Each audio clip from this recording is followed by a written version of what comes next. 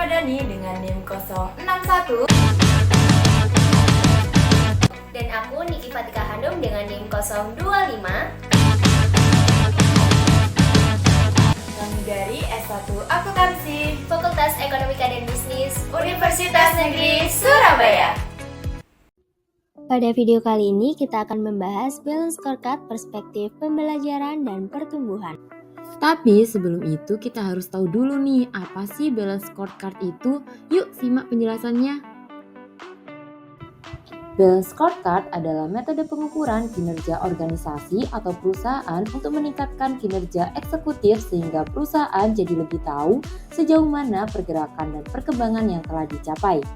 Balance scorecard ini didasarkan pada 4 perspektif penting, yaitu yang pertama perspektif finansial, yang kedua perspektif pelanggan, yang ketiga perspektif proses bisnis internal, dan yang terakhir perspektif pembelajaran dan pertumbuhan.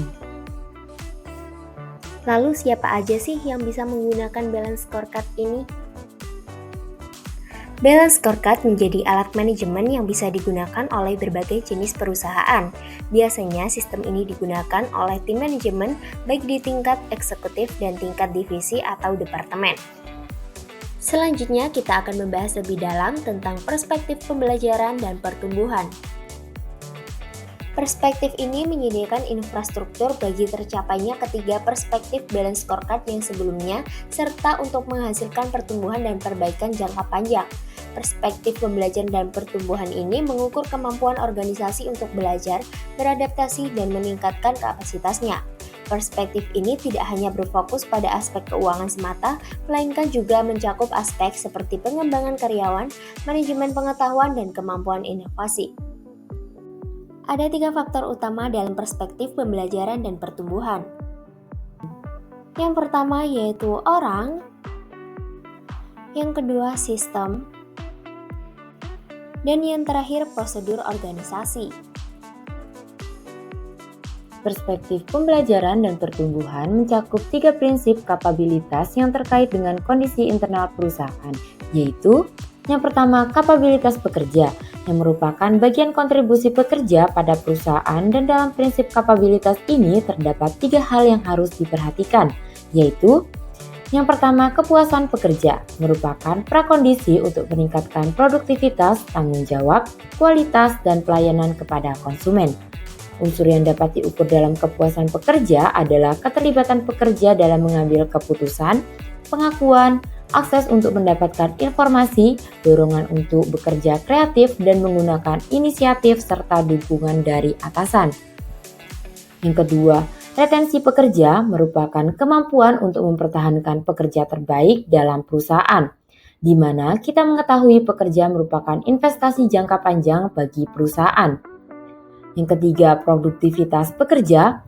Produktivitas pekerja merupakan hasil dari pengaruh keseluruhan dari peningkatan keahlian dan moral, inovasi, proses internal, dan kepuasan pelanggan. Yang kedua, kapabilitas sistem informasi, yang merupakan kapabilitas yang bertolak ukur dari tingkat ketersediaan informasi, tingkat ketepatan informasi yang tersedia, serta jangka waktu yang memperoleh informasi yang dibutuhkan. Dan yang terakhir adalah iklim organisasi, yang merupakan salah satu timbulnya motivasi dan pemberdayaan untuk menciptakan pekerja yang berinisiatif. Tolak ukur hal ini adalah jumlah saran yang diberikan oleh pekerja. Selanjutnya yaitu tujuan dari perspektif pembelajaran dan pertumbuhan. Tujuan yang pertama adalah pengembangan karyawan. Pada tujuan ini yaitu untuk menilai keterampilan, pengetahuan, dan kemampuan karyawan untuk mendukung pencapaian tujuan organisasi. Lalu tujuan yang kedua adalah inovasi dan adaptasi. Pada tujuan ini yaitu untuk mengevaluasi kemampuan organisasi untuk berinovasi dan beradaptasi dengan perubahan pasar atau teknologi. Dan tujuan yang ketiga adalah kemampuan teknologi. Pada tujuan ini yaitu untuk menilai tingkat pemanfaatan dan kemampuan teknologi dalam mendukung operasional organisasi. Nah, dari teori yang sudah dijelaskan sebelumnya, gimana sih cara implementasinya dalam dunia kerja? Yuk simak contohnya.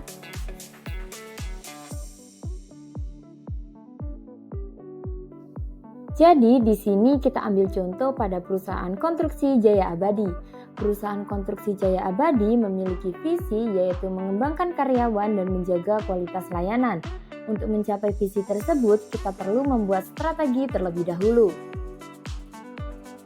Jadi di sini strategi yang diterapkan yaitu yang pertama tingkat kepuasan karyawan, yang kedua keterampilan karyawan, yang ketiga jumlah pelatihan yang dilakukan, yang keempat pengembangan teknologi dan inovasi bisnis.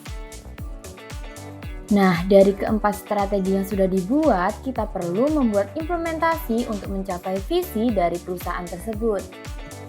Untuk implementasinya, yang pertama yaitu dilakukan survei berkala dan membuat program engagement.